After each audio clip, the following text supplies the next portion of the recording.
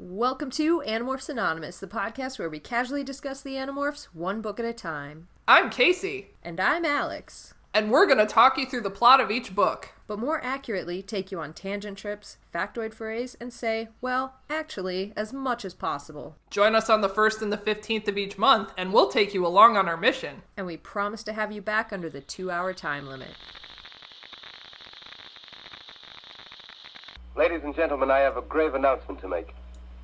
Incredible as it may seem, both the observations of science and the evidence of our eyes lead to the inescapable assumption that those strange beings who landed in the Jersey farmlands tonight are the vanguard of an invading army. So this book for me, not only, I think I bought it, I don't think this is one of my originals. And while I was reading it, there was both blood and an unidentified substance that stuck some pages together. That is yellow. Ew! Oh no! Oh no! It's yellow substance. Wait, oh no. So it's not jizz, most likely. But doesn't it turn yellow and crusty? It wasn't, like, crusty. It was just, like, the pages, like, not like, oh, they were stuck together and you pull it apart and you could see a residue. More like they got wet and the pages kind of fused. So, like, you know when you open... Like in the, you know, in the 1600s when you'd have to break open your pages? Yeah. Yeah, it's kind of like that. So, do you think it's a bodily fluid, or do you think it's like mellow yellow or some shit? I think it's like mellow yellow, but there's definitely blood in this book too, and I don't think it's mine. Wow. Oh, God. Well, that's comforting. So let this be a lesson to everybody. Only buy books that are like new. Wow. Man. Did I ever tell you a story about my first book? My very first Animorphs book? No. So, not like my very first ever got. That was 14. But then I decided to go back to 1. So I bought the very first book, which is what I was trying to say before and then fucked up. And we had just gotten Tucker... And he peed on my first book, and I hadn't read it yet. Oh, no. And so I was like, Tucker's a dog, sorry. I was like, what do I do? My little brother, Tucker. My little brother, we had just bought him. Yeah. You know, as one From does. the child store. Yeah, you know, where you go and pick out the child on the shelves, like American Girl dolls, but real. Oh, no. No, so he peed all over my book, so, like, I hung it, like, to dry, and to this day, if you look at it on the shelf from the spine, it looks okay, but if you see the pages, they're a very distinct wavy format, and every time I look at it, I'm like, he peed on that. Do you think it's okay to read? Oh, God. So, we have a book. We do.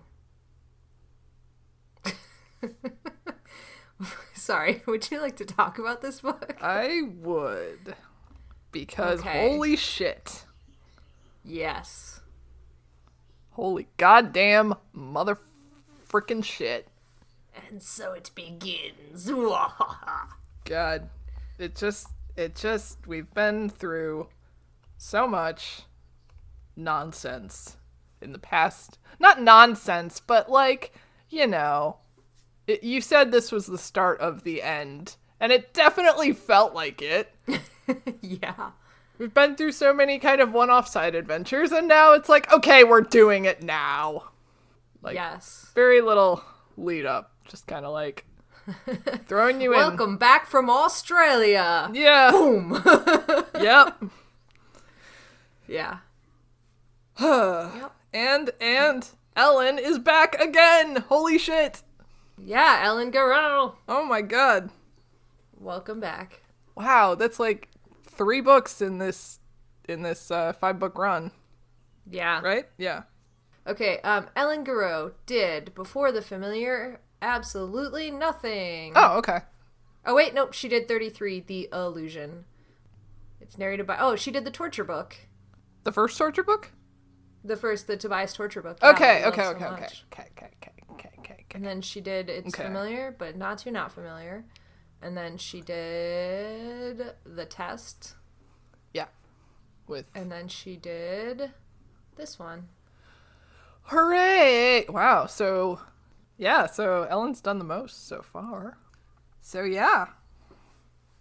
Fucking awesome ass book. Yes. Yes, this book is...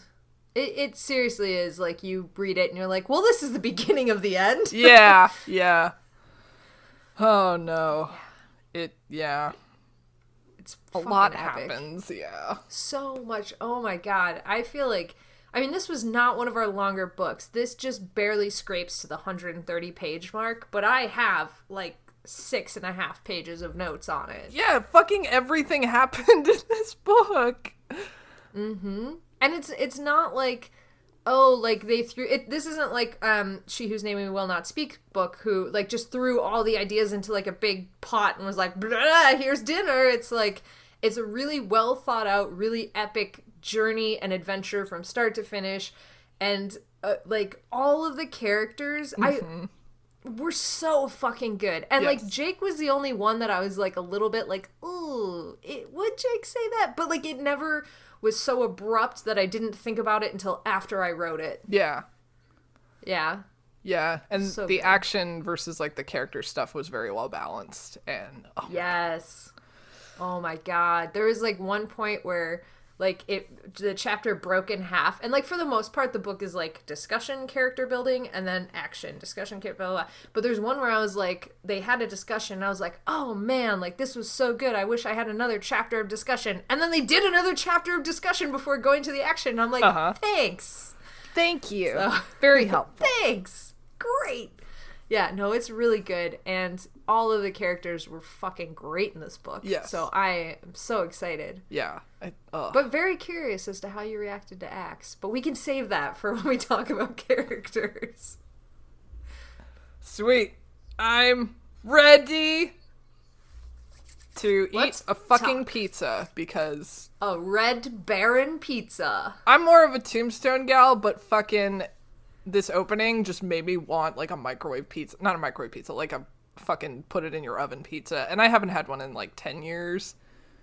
So Really? Thank you. Yeah. I mean, we don't eat a lot of pizza at our house because cheese. Oh, that's and right. Matt. But yeah, really wanted a pizza after this opening. Fucking I know I've told you this before, but you were the one that taught me to save the cardboard circle because you put the pizza back on it at the end. Like, I never knew. Well, now you know. The more Now you I know. know. I know. I always like pulled it out of the oven and put it like on a tray thing or like a cutting board. I never knew you could just slide it right back on. It's like so convenient. Anyways, College sorry. skills. College life skills. How to make pizza. Oh god, really want pizza. So, speaking of pizza, we open with Marco cooking a pizza for everyone. That's cute. And it's adorable. And he's like talking up his cooking skills. He's like, I am the greatest chef of all time. Like, I've made a pizza in an oven. I'm using a real oven. And I'm like, that's very impressive. I'm proud of you. Yeah. And he's like, I am using paper plates because I will not clean after this Herculean effort that I have put in. He's so ahead of his time. Like, he's so fucking advanced. He is. He's like the adult that I've always wanted to be. Yes. More than any other point in this book, at any time when they talk about how these kids have had to grow up too fast, this scene proved to be. Oh, man. Yeah, so he's making a pizza. Nora gets home and she's like, hey, and he's like, hey, and it's kind of awkward, and then she's like, oh, sorry, there's like a faculty meeting. It's like, who likes school kind of a thing. But then she's interrupted because Marco's dad pulls up to the house and walks in like whistling some tune. And he is very pleased and starts making like these vague ass statements about how like, you know, buying those shares is really going to pay off. And like Nora and Marco are like, yeah, what's going on? And he's like, it's top secret. And they're like, okay, like, well, why don't you tell us since you're so pleased, and blah, blah, blah. He's like, I really shouldn't. And they're like, come on. And he's like, okay. And he cracks under, like, no pressure at all. I know. It's like, you signed an NDA, Maurice. Jesus. Yeah, he did.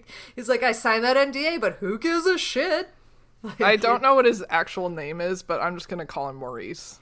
That's good, because I realized after about the 800th time I wrote Marco's dad in this thing that I really should know his name.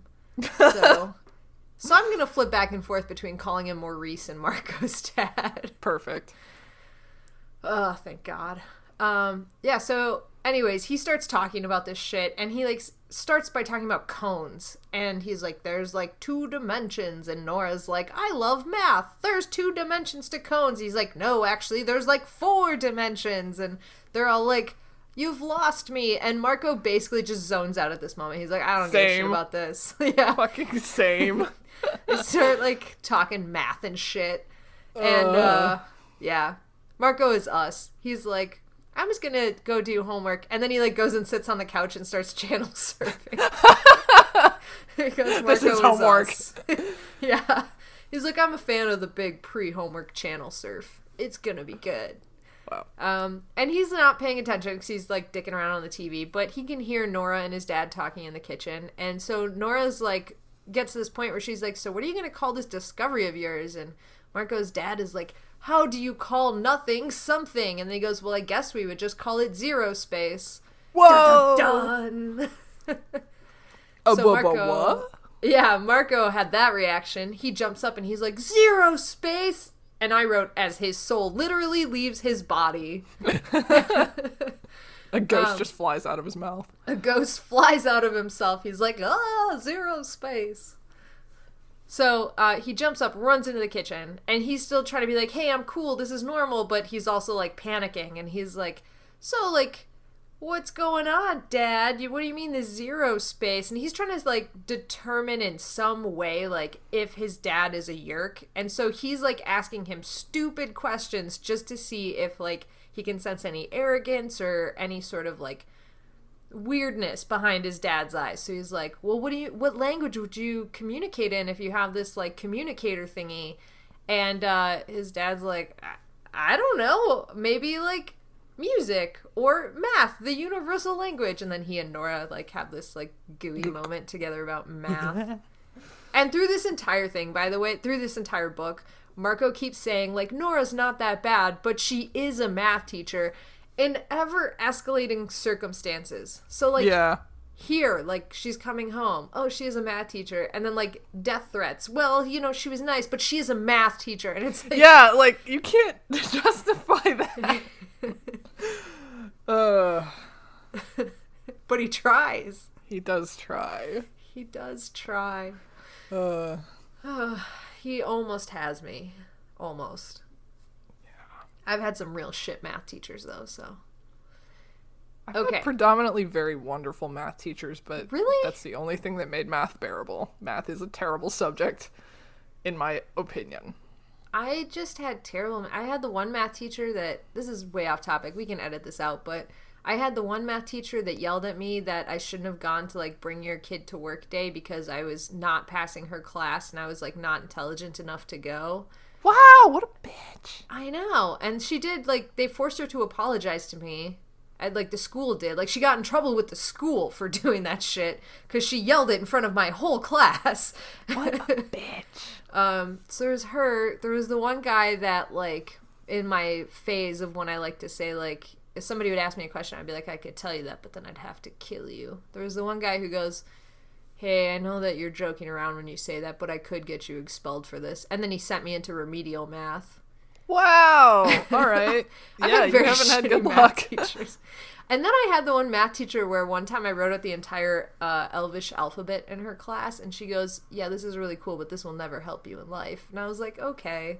Oh, and then the other one who, when I got the answer to a question correct, I didn't, like, follow the precise way to do it, but, like, I had kind of done, like, a crutch workaround that I had figured out to help me understand it. Yeah. And she marked every answer wrong, even though I got it right, because I didn't do it in the exact way. And then I got, like, a detention for talking to my friend because I was, like... I, like, looked at her and I'm like, okay, wait, how the fuck do I do this then? And so she was explaining it to me, and I got a detention for, like, talking during class or something. I've had very shitty math teachers. Yeah, jeez. Like, sorry, just trying to get another student to explain to me what you should have fucking taught me. My bad! Wow. Okay, sorry. So anyways, if I don't have much sympathy for Nora, this is why. And she has a stupid dog that she didn't train. She's a stupid dog who makes almost no appearance in this book. Yeah, surprisingly. No physical appearance, just a mention. Yeah. Oh, okay. God.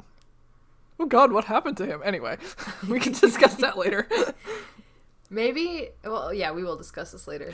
I bet he got taken to the dog park. That's exactly what I was going to say. Okay, perfect. We solved it. Anyway. We did. The Chi took him in and loved him forever. Okay. Good. So, anyways, yes. So Marco's asking his dad questions about this Z-Space correspondence thing that he has. Of course, we're not calling it a Z-Space transponder quite yet, but that's basically what it's going to be. And he's like, what language would you communicate in? Do you really think there's anything out there? And like, anything he can think of to kind of trip up his dad. And this whole time his dad is like really innocent and excited about it and like talking about his discovery, like all like wide-eyed and like childlike. And he's like, okay. And then his dad mentions like, if we get a prototype going by the end of the week, our boss is going to let us present this at some conference next month, which he says is a 5-day all expenses paid vacation basically. And he's, like, literally saying to Marco, like, you know, you could watch HBO all day, and, you know, Nora can go to the pool all day. It's 5 days of totally paid for, like, mini fridge rating, awesome party time, and I'm going to pull you out of school for it. And Marco's basically like, well, we can't leave for 5 days. What if the plants die? And his dad is like, you're not hearing me, boy. 5 days. Like, it's great. And so Marco's like, okay, so my dad's, like, not a controller. So he goes, calls Jake, and Jake picks up the phone, and Marco's like, we have a problem. Jake says 20 minutes. Cut to the next chapter. And during that phone call, Tom is lurking in the background. Like, they build a lot of, like, suspense through just, like, looming threats in this book that are maybe not totally pertinent to the story, but just ramp up the tension. Oh, my God. It's good. This is a good book. Yes, and I feel like Maurice is in very grave danger. Maurice is not getting out of this unscathed. Nope. Even if he does get a 5-day all expenses paid trip to wherever they said that I didn't write down. So at this point, I'm like, holy shit, this is awesome. Great opening. Ellen, you've redeemed yourself. Yes. Yeah, she does fucking great in this book. Okay. So, the kids are gathered at the barn, as per usual, and Marco's trying to explain everything that happened and, like, what it is, and Axe is basically like, this cannot be. How can humans be this close to discovering Z-Space correspondent? You just discovered spaceflight, like, 20 minutes ago! Like, what is happening? And he's like, this has to be, like, some Yerk thing where they're trying to, like, do some plot. And Rachel's like, why? Like, that makes no sense at all. Why would Yerks have humans invent something they already have? That's dumb. And there's a lot more back and forth that's very endearing between everybody there. But just picture Axis and Andalite pacing back and forth going, like, how? How could this have happened? It's adorable. Yes, I enjoyed it very much. I enjoyed it so much. Finally, they land on, this is probably a way to draw out the Andalite Bandalites. Jake is the one that's like, this is a trap. And Marco's like, it's not. My dad's not a controller. I tested him. And he says it out loud, and he sees this moment pass between Cassie and Jake. And, like, they kind of go back to their conversation, and Jake's like, well, what do you want to do? And Marco's like, yeah, Jake's always like, you know, he's the leader, but he always, like, takes in what we want to do, blah, blah, blah. And Marco's wanting to say, like, save my dad, go, like, mount some defense, do something crazy, blah, blah, blah. And Marco's like, let's just stake him out, make sure he's not a controller. So Jake is like, okay. He's like, Axe and Tobias, you go watch his dad. Marco, you go home, watch the home front, keep things quiet with Nora. And that's when Marco realizes that moment that passed between Cassie and Jake was Jake asking her if Marco could be trusted and Cassie saying no. I fucking loved it. Right? Wasn't that so good? It was so good. Yeah. It was. And then, so Marco starts walking home because he just wanted to feel like a normal kid for once. And he starts thinking about how much he hates that Jake doesn't trust him to do what's right when family is involved. And Marco is like, I am going to show him he's wrong. This is so loaded because it's like, first of all, Jake was in this exact same position like 20 books ago. Yeah. And he fucked up so many times that Marco basically had to save him. And then 2, Marco was willing to kill his own mom, and then Jake stopped him, and they did it for him, basically. Like, holy shit. There's so much going on. Yeah. And it's like, I desperately want to know what Jake was thinking here, because it's like, yeah, Marco proved he would kill his own mom for this, but, like, it's also, like, that's his last parent. Like, his dad is the last. So, like, there's that, and also the fact that Jake doesn't want to force him to make that decision, which we already know, like, Jake will take the fall for him because he doesn't want Marco to do it, even if Marco can do it. Like, there's so much. Yeah. Oh my god. Okay, let me do this next chapter. Yeah, what happens next is, like, even more. Oh my god, so good. Okay, so Marco wakes up to the shrill ring of the telephone. He has fallen asleep on his math book and drooled on it, and he took the time to note that was gross. It is. So he picks it up, and he hears his dad say, hello, and Marco realizes he's picked up at the same time as his dad, and it's like 11 p.m. It's fucking late. And Marco's like, I should hang up. But then he doesn't. Of course not. He's like, I'll just listen. So it's his dad's coworker on the other end of the phone, and he says, like, hey, this guy Russ, which is a coworker of Marco's dad that Marco had met at one holiday party at some point. He died in a car accident, and his wife is inconsolable. Can you come over here and help us out? Because you've been through this before, and we think that you could help. And Marco's dad, good fucking guy, doesn't hesitate. Wakes up in the middle of the night, and he's like, I'll be there, and he gets up and he goes. Because he's a really fucking stand-up guy. This was so nice. I love Marco's dad. Yeah, he's awesome. So Marco starts panicking, and he's like, he realizes, okay, this is fucked. Because, 1, why is he calling my dad at this time? 2, why does he say, we need you over here? 3, he said we. That's never good. So Marco's like, fuck, this is a trap. So he gets up and he starts panicking and goes to follow his dad. He can hear his dad leaving. He goes to check the notepad by the phone, no address. Checks the notepad by the computer, no address. He goes into his dad's office. He checks his dad's laptop. He sees there's a tab open. He clicks on it, and it's a Yahoo map with the address on it. Fucking MapQuest bullshit. Yeah, and my favorite part was Yahoo, and every single sentence had the exclamation point behind it. Like, yep. Yahoo! So, anyways, Marco checks the address in Yahoo Maps, and then he calls Jake for backup, and Tom answers the phone, and Marco just, like, is already panicked, so he just immediately hangs up. A second later, the phone rings, and Marco picks it up, and it's Tom, like, who the fuck are you? You just called me. And Marco's like, finally, Tom has discovered star 69. Which I thought was a great joke, because Tom's fucked it up so many times. Anyways. Also 69. Also 16. Also the sex number. The kissing butts number. So Marco's like, yeah, dude, it was me. I'm sorry. I was looking for Jake. And Tom just hangs up the phone like, fuck you, asshole. And Marco starts, like, running through, like, okay, who else can I call? And he's like, I can't call Tobias or Axe because they don't have families. They don't have families. They live in the woods. And then he's like, I could call Cassie. And then he's like, no, because her parents are home. And then he's like, I'm going to call Rachel. Plus, she's who you want in a fight anyways. So he calls Rachel, and she's just like, yeah, what's the address? Okay, I'll be there. What the fuck is she doing up at 11? Waiting for a phone call to go fuck some shit up. That's the only part where I was kind of like, okay, what is everybody doing up at 11 p.m.? Like, does Rachel have her own phone line or some shit? I don't know. I think she does. Didn't it say, like, in one of the very, very, very early books that, maybe that was something she had special in her room? Like, her dad maybe set it up or something? I would believe it. Rachel would have her own number.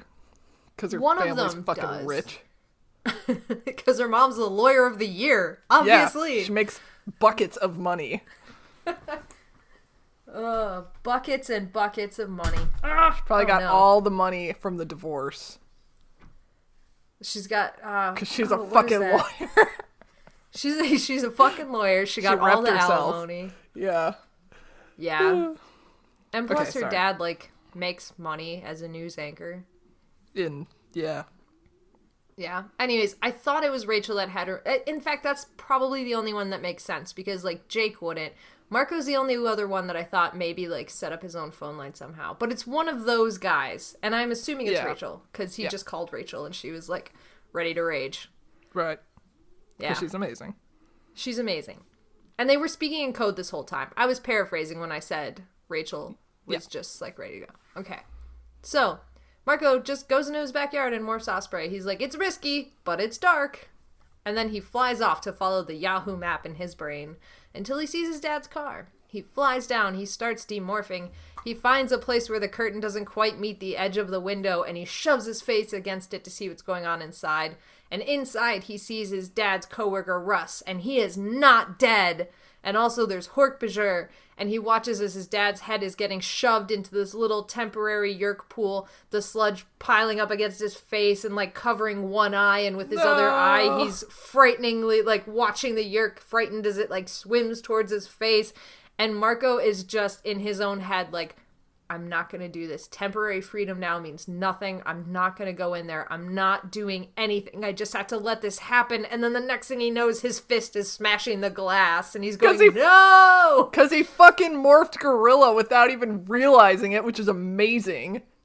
Yes, it is.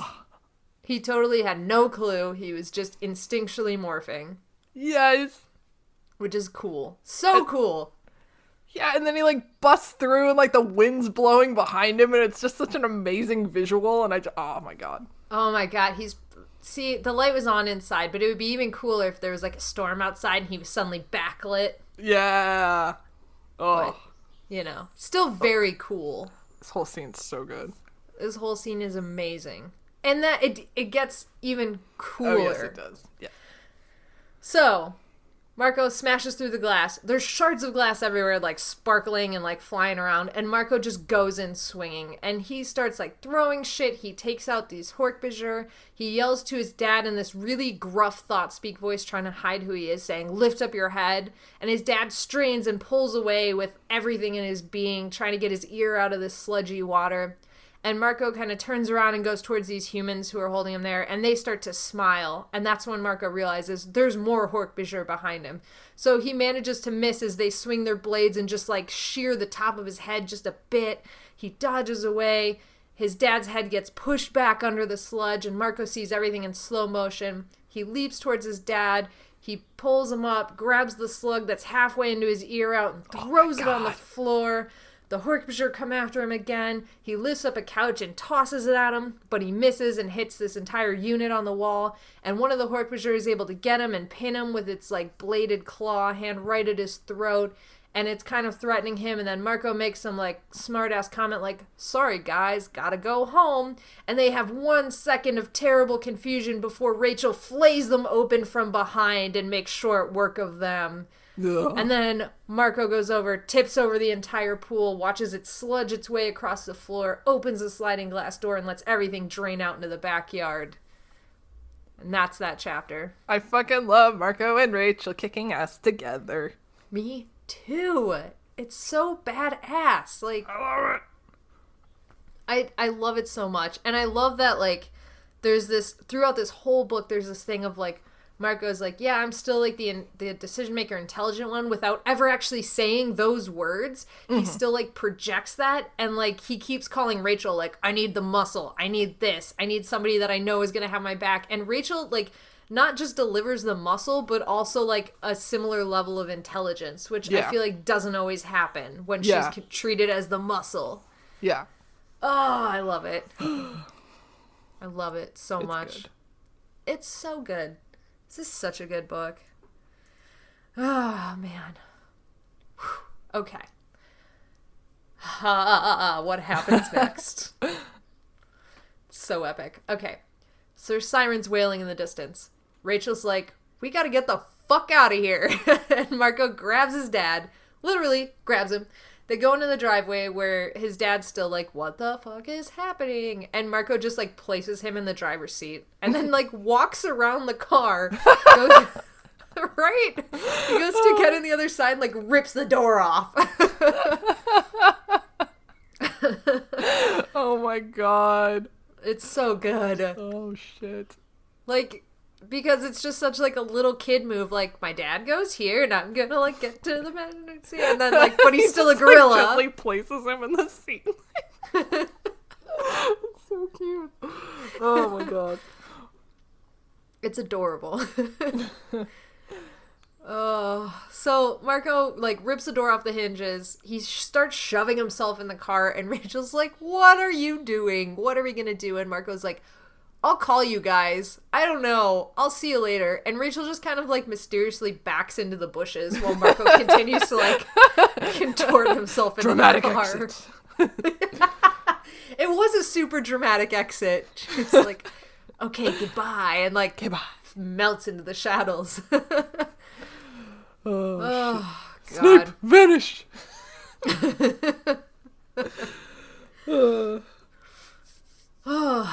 So, Marco is like, Dad, drive. And his dad starts, like, pulling out of the driveway, and right as he's pulling away, these police cars are pulling up to this house. And Marco's like, go, go, go. And his dad starts to drive back towards their house, and Marco goes, no, go south, go south. And Marco's dad goes, but my wife and my kid. And Marco's like, it's too late. You just gotta go. There's a van following us. We're fucked. And that's when they realize, like, there's this van right on their ass. It's full of hork-bajir, and it's, like, right there. Yeah. And Marco's like, drive, man! But his dad doesn't. So Marco reaches over, grabs the steering wheel, slams his gorilla foot on top of his dad's foot on the gas pedal, and just starts gunning it out of there. And then he makes, like, some smart-ass comment, like, I really felt bad that I hit that Honda. And that Mercedes. And that Subaru. And, like, he just kept going. Marco, you... Oh. You're gonna fail your driving test so many fucking times. They're just gonna give it to him. They're gonna be like, you almost killed me. I don't know. Please take it and never come back. Yeah. It's great. So Marco takes them onto the highway. They're careening around. Everybody's honking at them. It's loud, and, like, Marco's dad is, like, horrified. And then Marco, like, hands control of the car back over to his dad, and his dad makes this sharp turn, and the van tries to follow them, and it tips over and just, like, crashes across the highway. So Marco's dad continues to drive. They want to get as far away from this van as possible. They make it back onto some sort of residential type street, and Marco's dad just jumps out of the car, just fucking bails. And Marco's like, no! And, like, follows after him, and his dad's running, and then Marco goes, Dad! And that stops him dead in his tracks. Fuck. I know. And he turns around, and Marco starts demorphing from gorilla right in front of him. It's so intense. And when he's done, his dad approaches him, and he's just like, I don't understand. And he starts touching, like, his head and his face and his shoulders, just going, how? And Marco goes, it's a really long story, Dad. Oh, and they're, like, crying, and oh my god. It's so good. It's so good. Fuck. Oh my god. And then this next chapter too, okay. Oh yeah. Oh shit. Okay. I'll summarize it, and then I will talk to you about it. As if we have not established this in 45 episodes plus extras on this podcast. I will recap this chapter for you, and then we will discuss it. So Marco and his dad head to this all-night diner on the edge of town, and they order burgers. And Marco makes them go back into the car and sit in this dark, unlit corner of the parking lot to eat them. And he tells his dad the whole story. Just about. He leaves out some details, but for the most part, the whole story. And when Marco's done, his dad goes, I want to call Nora. And instead of stopping him, Marco follows his dad to the edge of the parking lot to the payphone. And his dad calls Nora. They, like, are you okay? Yeah, I'm okay, blah, blah, blah. How are you? And then Nora goes, where are you? And Marco's dad starts to talk, and Marco just hangs up the phone for him, exactly like how he did for David. And Marco draws the parallels, like, the last time I did this didn't end well. It ended with a kid trapped as a rat. Yeah. And Marco's dad's like, what the fuck did you do that for? And he's like, they start heading back to the car. Like, Marco just starts walking back towards the car. His dad follows him. And Marco's like, well, if you'd listened to anything I had said to you for the past few hours, you'd know exactly why I did that. And his dad starts going, well, I don't know what I really saw. Like, I was under duress. It was my brain, blah, blah, blah. So they get back into the car. And when his dad's saying, like, I don't know what I saw, I was stressed, Marco starts morphing to ant. And then he goes back to himself. And then he starts shrinking to Osprey. And he goes back to himself. And Marco looks over at his dad. And his dad is, like, sweating and horrified. And Marco's like, listen, Dad, I'm going to take you to some friends of mine. And Marco's dad goes, we're not going to your friends. We're going to the police. And Marco very patiently goes, the police are controllers. We can't do that.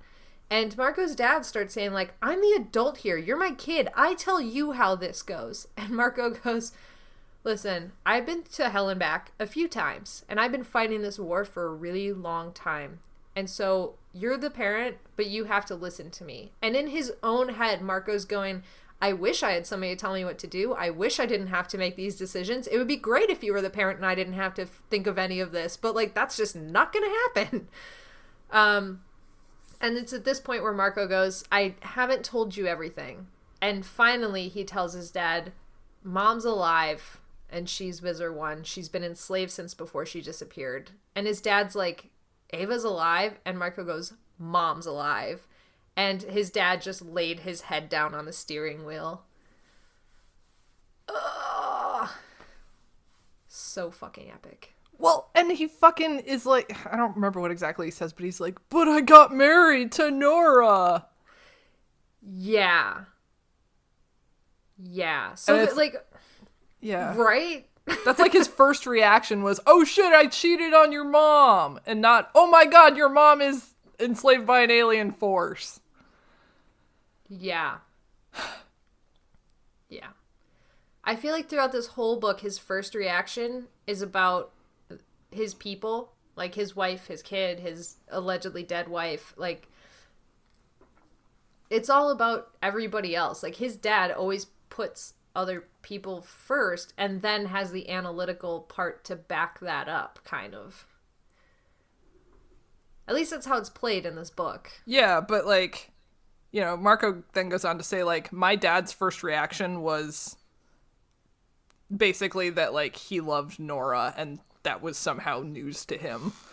Like, yeah, because I don't think that was news to him. I think it was that his dad said, I love Nora as much as I loved your mom. And Marco's like, that's not possible.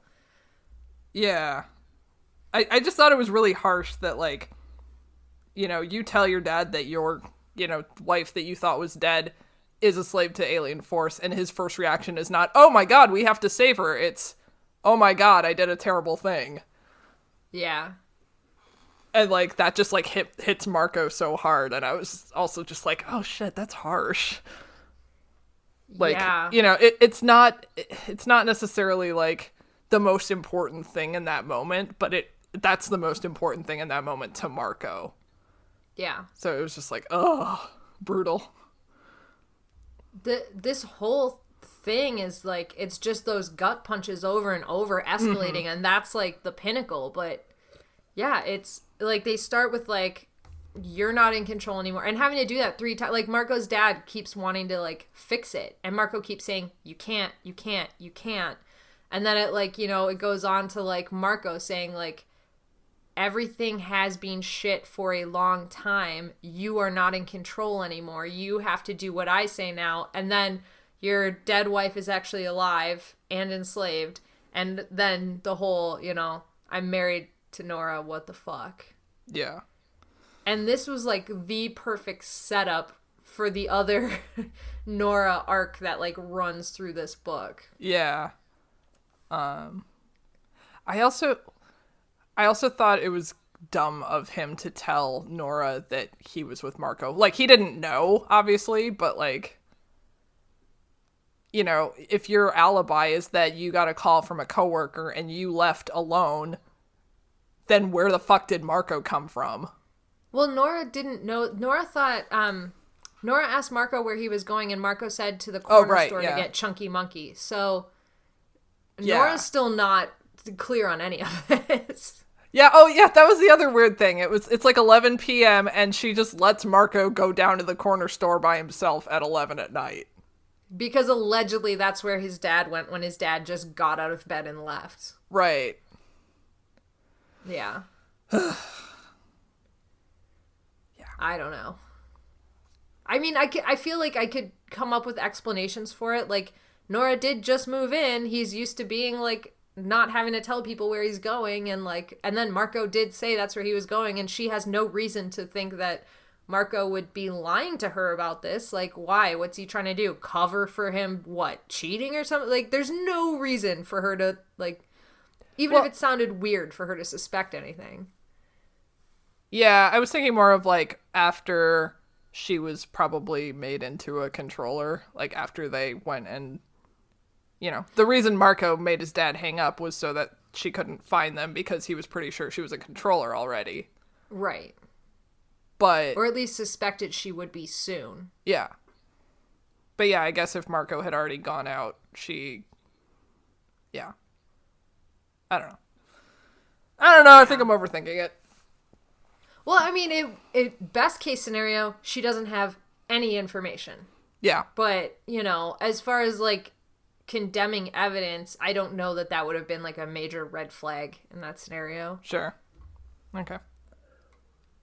I mean, that's just what I could be wrong. They've been indicted on less, I guess. I don't know. I got lost somewhere, so let's move on. Okay. Yeah, that's a fucking intense chapter, though. Yeah. So, Marco directs his dad to pull into a driveway of a house similar to their own. And Marco's dad goes, oh, the one with the dog outside doing his business? And Marco's like, yep, that's the one. So they walk up to the door. Eric answers and then pulls them both inside. And once they're inside, Marco's dad starts freaking out because Mr. King was on the sofa lounging as his dog android self. And Marco's like, I told you about the chi. These are the chi. Don't you remember? We had this whole conversation. Blah, blah, blah. Pay attention, Dad. Come on, Dad. I wasn't, like, making this shit up. And his dad goes, oh, I thought you were, like, pulling my leg again. And it's like, what part of this is joking to you, man? Fucking Maurice. Oh, my God. That's such a Maurice thing to say, too. I thought you were just pulling my leg about this particular aspect of it. Ugh. So Marco explains the situation to Eric and, like, what just happened and, you know, how he's pretty sure that the Yerks are going to be at his house and his dad can't go back. And Eric agrees to cover for them and go as Marco's dad. He's like, we'll give the Yerks what they want to see. And Marco would be, you know, out wandering on his own. And Marco's dad goes, well, what about Nora? Like, can we get her? Like, what's going to happen? And Eric and Marco exchange this look because they know it's probably too late for her. She's probably already controller. And Marco just turns to his dad as if he's the little kid and he goes, well, she's at the school all day. I'm sure they won't touch her. She'll be fine. And then Marco pulls Eric aside and says, if they try to eliminate my dad and shoot you, will you be able to survive a full power Draken blast? And Eric goes, well, at low levels, I'll be fine. At high levels, it depends on, like, a lot of factors, the angles, like, what I'm doing at the time, blah, blah, blah. And he goes, you know, my programming forbids me from violence, but it doesn't forbid me from dying. And Marco goes, yeah, well, I do. Aww. And, yeah, that cute moment. And then they end their conversation, and Marco and his dad go into the basement of the dog emporium. And Marco's dad gets wrangled into petting one of the dogs, and Marco turns away to say, like, will you guys take care of my dad? Will he be okay here? And when he turns back around, he finds his dad already asleep on the floor, and the Chi bring him a pillow and blanket and say he will be fine. Aww. Aww. Aww. Puppies. Puppies. So Marco makes it to the barn. He's the last one there. And the very first thing he does is he looks at Rachel, who will not meet his eyes, and he's like, you told them what happened. And Marco just, like, starts this, like, 3 outbursts in a row. Like, Jake, the fucking master interrogator here, just stays quiet and lets Marco tell him everything. Oh, my God. Loved it. Yeah. And Marco's like, I don't know, I didn't mean to, and then I was, and, like, you guys don't know, I just had to do it, like, it was the right decision, I swear, let me explain it to you. And Jake goes, do you know what this means? And Marco goes, no more math tests, before putting his head in his hands, and he just, like, is exhausted from this whole night, and he feels like his head is just, like, vibrating in his skull. And Tobias is like, you know, the Yeerks are going to be after everybody connected with you and your dad now, and that leads them directly to us. And Marco's like, no, Eric and I have a plan. Eric is, you know, going to play me. Mr. King's going to play my dad. It's going to be fine. We have this whole thing going on. And then they start arguing about going after the Z-Space transponder. They're like, okay, well then we have to get that away from them. And Marco's like, no, that's mission impossible. They now are like Animorph stink is all over it. We're not going to be able to get it. And Rachel's the one who's like really fucking annoyed by all of them talking about this mission to get it. And she's like, it's man-made. And acts like, takes this moment to be like, well, you know, the transponder is equal to, and then he like pauses, or superior to Yeerk technology. My baby. He's like, doesn't want to admit it. Yeah. He's like, but it would take more than a lithium-ion battery to power it. And the others are all like, well, you know, the Andalite fleet isn't even making us a priority. Why are we trying to communicate with them? Blah, blah, blah. And Rachel's like, you guys, it is man-made. We have the materials here. And we don't give a shit about talking to the Andalites. We can intercept Yeerk transmissions. And everybody's like, mind blown that Rachel has said this. We have the police scanner. Yeah, exactly. She's like, fuck communications. We can listen. And at this point, Axe is like, I guess we could do this. And like somebody says like, oh, we could get Marco's dad to remake it. And then they look at Axe and Axe is like all like pissed. And he's like, we can get Axe to remake it with Marco's dad's help. And Axe is like, yeah, I guess I could do that. I love it now. He's so pouty. He's so pouty. Oh my god, he's the worst. I love him. He's being such like a kid during this whole thing. I know. Dipping his little hoops. Yeah, I loved it so much. I love it because Axe is either like totally goofy with food or like serious Andalite, and the fact that we get to see him being like an Andalite kid here is like just great. I know. Man. Yeah, so then it leads to this chapter where Marco and Axe are nose-diving onto the cheese, sprawling yet unattended lawn. And they start demorphing from birds. And while they're doing this, Marco's like, oh, this yard's really overgrown and like weird. I wonder if their programming extends to like gardening. And Axe is like, this grass is delicious. This is great. So Axe morphs to human. They head inside where Marco's like walking along ready to go. And he like turns to Axe to say something and Axe is fucking gone. And Marco finds him in the kitchen eating Oreos and getting milk out of the fridge. And Axe is like, Axe is just repeating like, Oreos, Oreos. Like, oh my god, my horrible child. Oh my god. It's so good. Oh my god. Serious, very high stakes situation, and he's fucking. And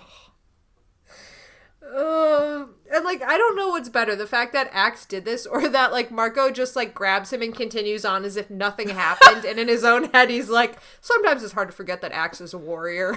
Oh my god. I fucking, oh god, I love the two of them together when Axe is like eating food and Marco's just like a mother hen, just like, okay, come on, like get a hold of yourself.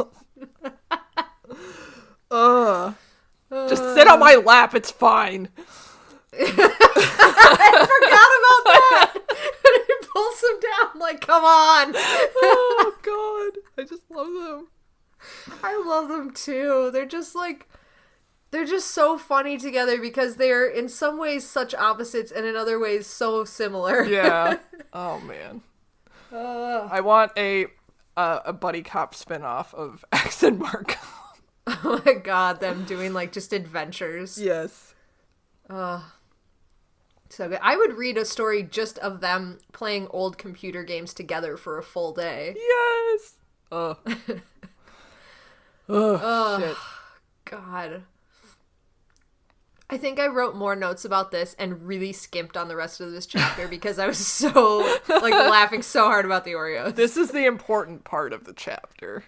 That's pretty much what I did. And, like, it's not. But guess what? I'm really going to skimp on the rest of this chapter. So I'm sorry. I wrote most notes about the Oreo situation. Good.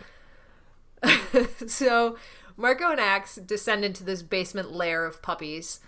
And he's, like, asking one of the Chi, they're like, where's my dad? Because for just a second, he's like, did he get out of here and, like, go find Nora? It sounds like something he would do. And that would be very bad. But instead, the Chi just, like, ominously point to a glowing tree, and they walk over there to find Marco's dad surrounded by a literal puppy pile. Oh my like, God. dogs everywhere. Fucking hell. That sounds so great. I want to be that. Me too. Me too. And, like, the like, flagship of this is there is a tiny actual puppy, like, not like a dog puppy, like a puppy, right next to his dad's arm, and he's, like, snuggling this little puppy.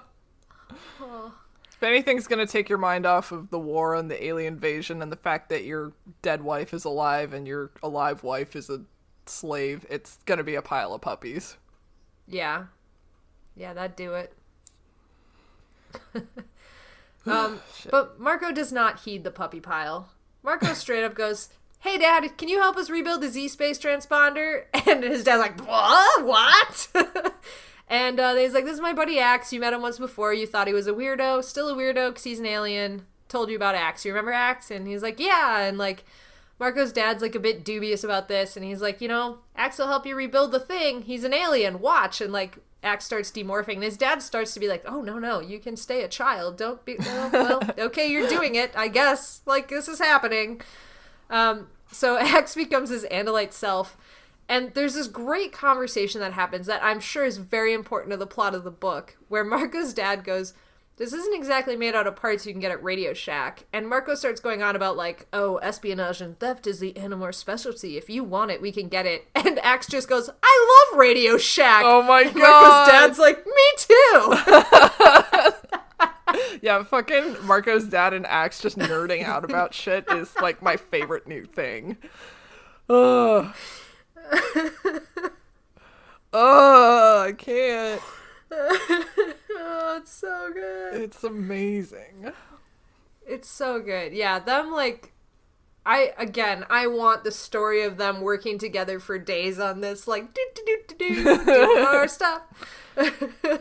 Oh, God. Introduce him to coffee. No. No. I don't want X on any sort of caffeine. That would be a bad thing.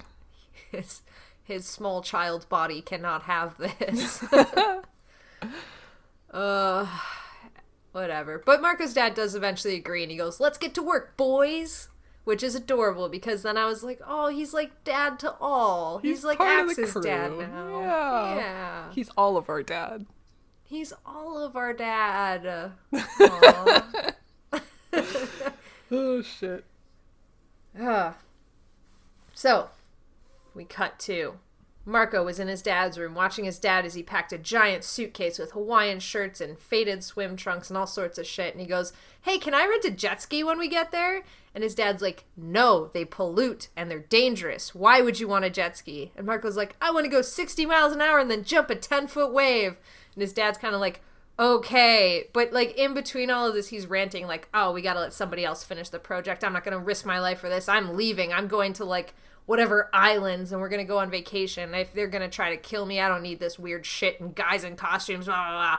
And as he's, like, doing all of this, the bedroom door bangs open, controllers burst in, and Marco watched as his dad was incinerated, and he saw for just a second the blackened, charred skeleton of a man before he collapsed into a pile of dust. And then Marco was hit and similarly killed. Marco watched all of this happen as an insect from the closet because neither of those guys were them. That was Eric and Mr. King covering for them. Mr. King got fucked up. Mr. King got fucked. He almost died. Yeah. Once the controllers left, Marco's like, you guys cool? And Eric's like, I am firing on 90%. And Mr. King was like this patchy pile of burnt circuitry. Like, I'm not quite dead. Yeah, he was like, my hologram. And it was like literally saying like pieces of hologram are like flickering in giant like cube Error. Error. It's the blue screen, of death. Yeah. Shit. Just the little, like, sad, like, you know. Yeah. You know. Yeah. Yeah. I fucking love it. Please restart. Oh, no. Oh, man. And Marco's like, are you guys gonna make it home okay? And Eric's like, my hologram will cover us both. I'm good at slow-moving stuff. You should see my dump truck. It's good. And Marco's like, cool, weirdos. So then Marco looks outside. And he sees Nora talking to these police officers outside. And he notices that she's moving with this newfound harshness. And he is just overwhelmed with the guilt that he didn't even try to stop them from taking her. Yeah. Wow. And he even has this, like, really introspective moment where he's like, maybe, like, the fact that I never accepted her into the family was, like, part of the reason why I didn't even consider going back to get her. But my dad loves her, and I should have, and that was terrible. I love Then he starts talking. I loved that, but then he also starts, like, the next thought is, can my dad go through the loss of the person he loves most for a second time? Oh, no. And he doesn't think his dad's going to be able to do it. He's like, how many losses can one person take in a lifetime? Probably not this. So, yeah. This whole thing was brutal. Yeah. Oh. Tell me more about why you loved it, because I interrupted you. No, it's so complicated but like so believable. Like it's this person you never really connected with, this person that, you know, you felt was trying to replace your mom, who is completely irreplaceable. And then, you know, you were trying to make an effort with her early in the book, but then, you know, you just, I don't know. Yeah. Yeah, and, like,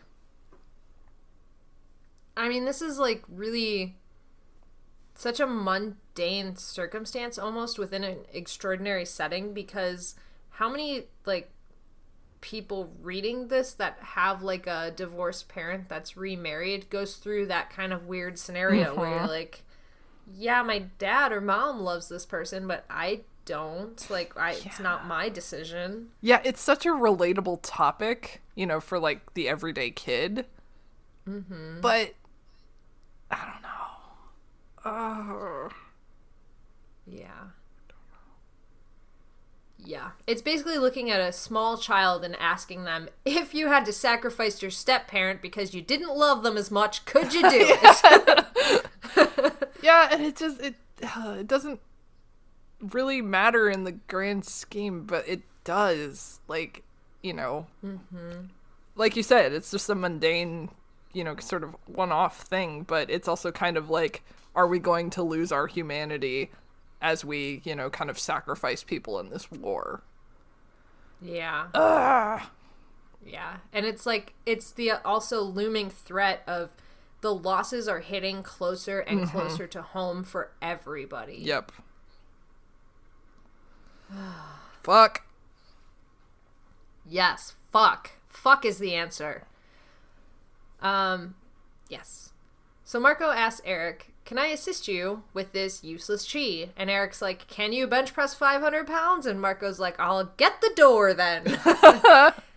And as he's doing that, he sees this photo pinned to the corkboard above his dad's desk. And it's a picture of him and his dad that his mom had taken. And it was like a nice memory of them, like, on the beach someday and blah, blah, blah. And that's when it hits Marco, like, oh, I'm dead. Like, I can't go to school. I can't take any tests. I can't go out on dates. I can't go out to dinner. I can't do anything. I'm dead. This is the end for me. Like, I have to hide now. Like, this is gone. I don't have my house or anything. And he makes a move to go back and get this picture because he's like, I could fly with this in my beak. And then he stops himself and he goes, this can only exist in my memories now. And he leaves. Shit. Yeah. This is huge. It was a heavy chapter. Yeah. Yeah. Like, Marco's the first one, or no, really the second one, actually, after Tobias. Like, he's the first one to be like, well, I guess my normal life is fucked, and I can't keep up this illusion of being a regular kid anymore. Like, I'm going into hiding. Yeah. Which is And, a like, big even deal. it's a huge deal. And even like when Tobias did it, the tone of it was always, can I transition into my new life that's different, but maybe it's better and maybe it's different. And Marco's just like, everything I know is gone. Like, I'm fucked. Yeah. Oh, man, that's heavy. It's so heavy. Poor Marco.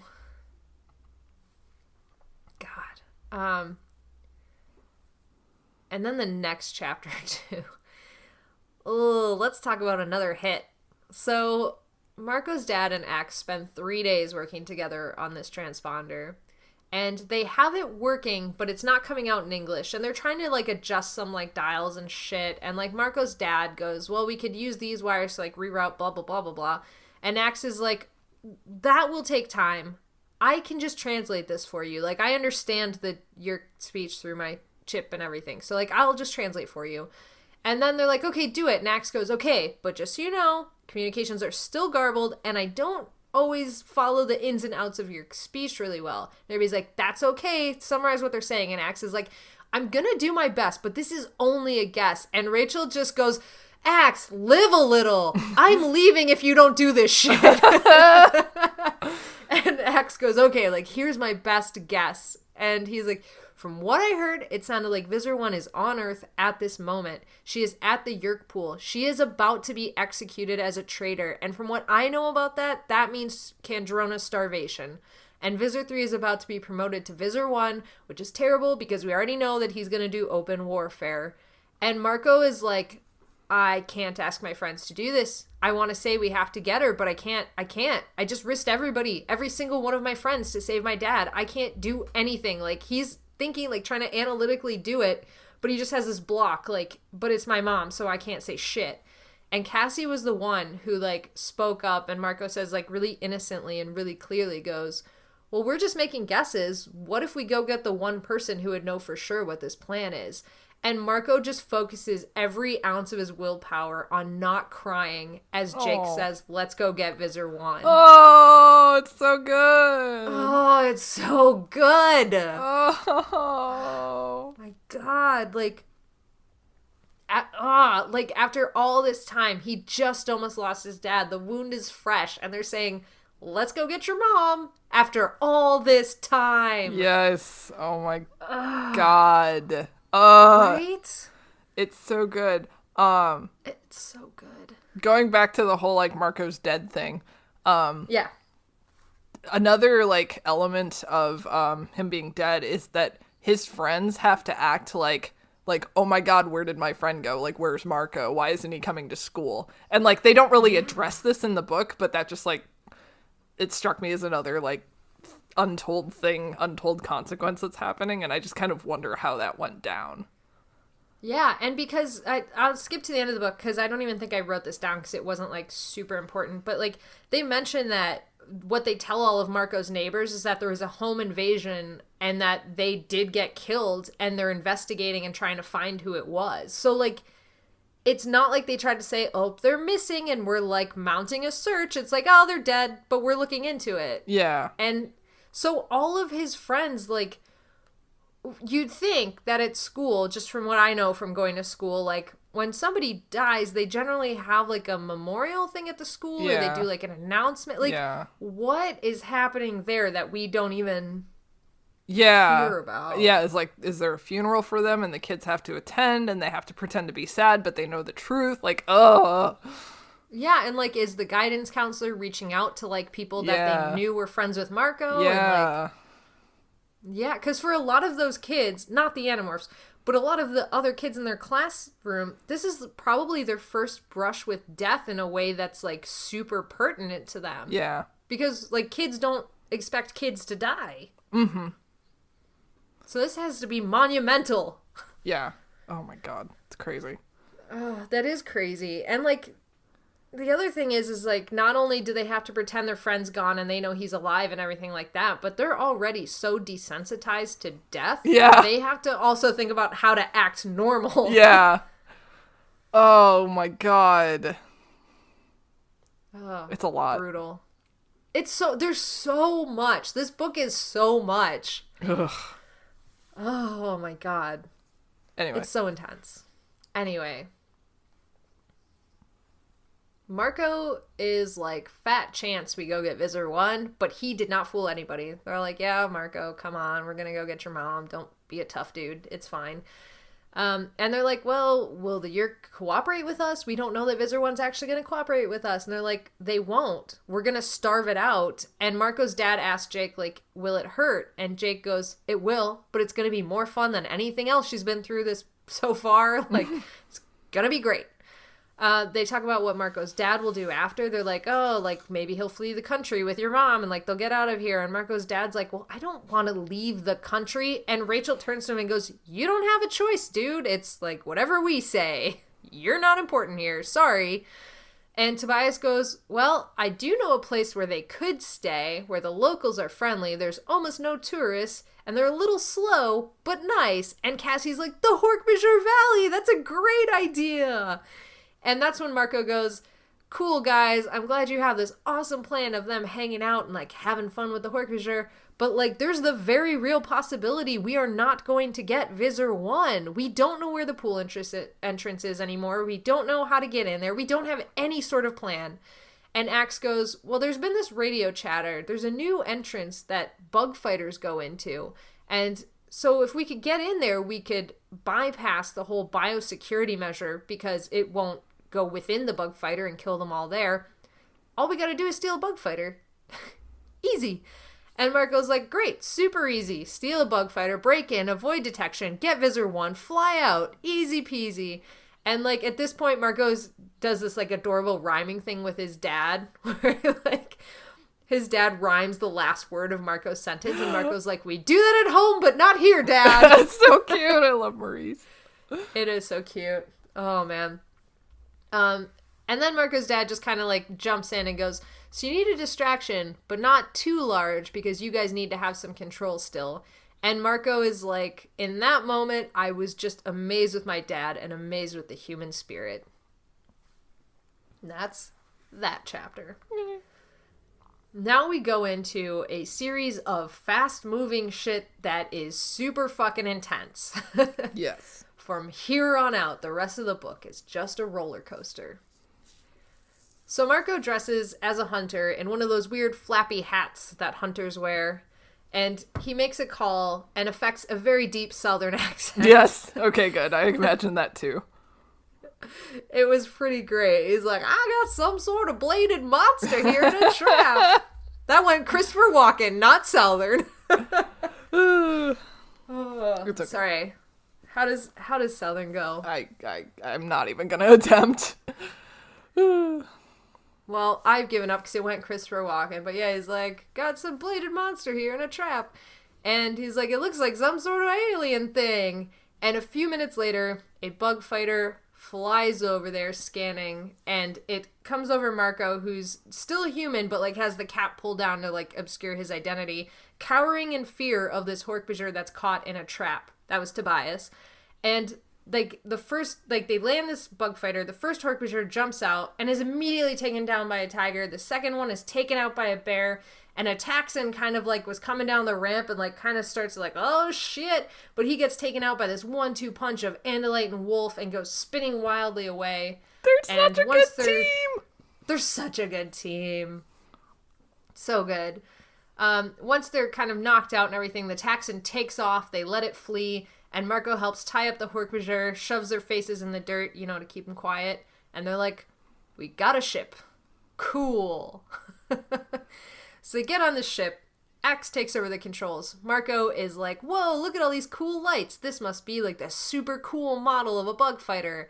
And Axe is like, this is the standard model, but it is a newer version.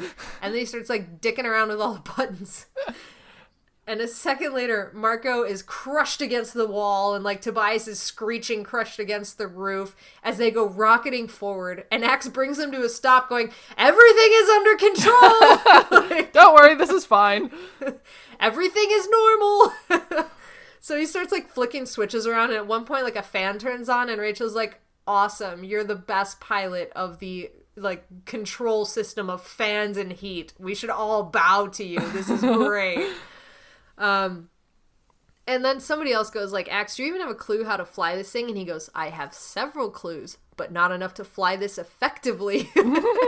So instead he's like, there's this auto return thing that it has. Like, if we fly erratically, it'll bring us back to base automatically. So, like, let's just enable this thing. And so they do. But the very first thing that happens is, like, Marco starts, like, walking towards the front of the ship because they're like, okay, it's, like, turning slowly towards home.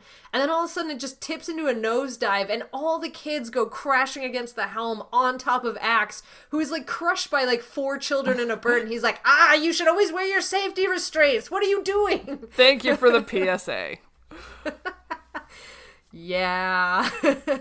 There's more than one PSA. Yes. So this bug fighter starts plunging towards water at some point, like rockets off, plunges towards the ocean, and then it like stops and levels out. And Axe is like, oh shit, this isn't like going as well as I thought it would.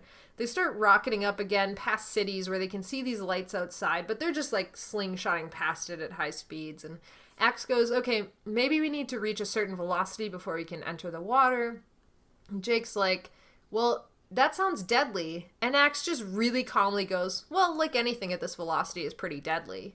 So, And they went almost into space, and they felt somewhat weightless when Axe is like, I think we've reached the top of our trajectory probably. And he's like, you guys should all fasten your safety restraints at this moment if you haven't.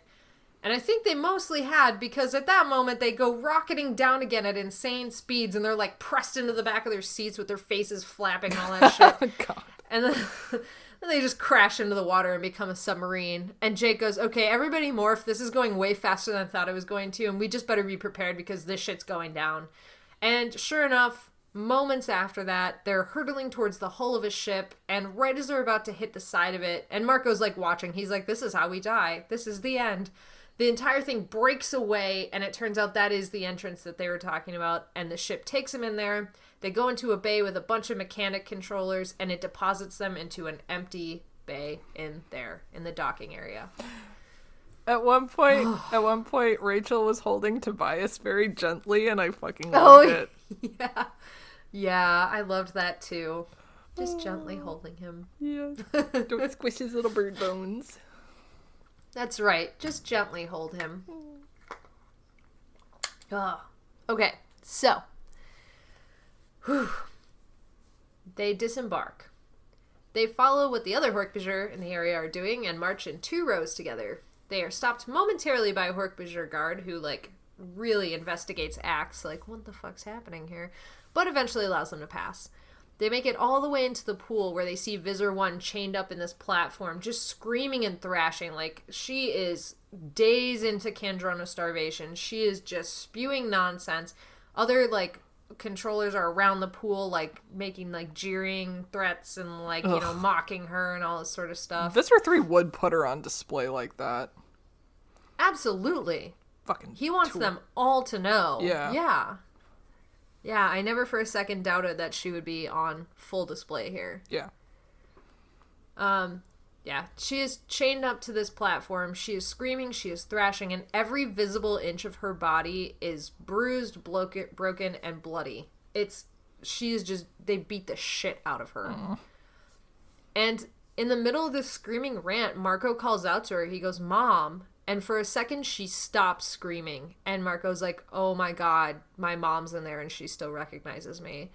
And Jake just puts a hand on his back. Like, they're both hork-bajir, and Jake just puts, like, a hork-bajir hand on his back. And he's like, we have to do this right. I know it's your mom, but we have to do this right. And they start to, like, come up with a plan. They're like, okay, what are we going to do? And Jake's the one that comes up with this whole, like, Axe, do you think we could fly a ship in here? And Axe is like, I am an excellent pilot, but these ships are not as responsive as Andalite ships, and it would be impossible. And Jake goes, well, that's the plan, because what else are we going to do? And so he's like, all right, guys, back to the ship. And, like, he's ordering them at this point. And as they turn, they're stopped by another security force who's like, why did your ship come back overdue? And Jake stays very calm, and he's like, there was engine problems. We had to stop to fix it. And the guards go, that is a lie. The ship checked out fine. And Jake goes, on second thought, everybody run! So Jake tries to slice open the guard that stopped him. and everything just turns into chaos. They start firing on Jake, and it looks for a second like he was hit, but right afterwards he calls back to them. He goes, I wasn't shot, I ducked under a cart, I'm okay.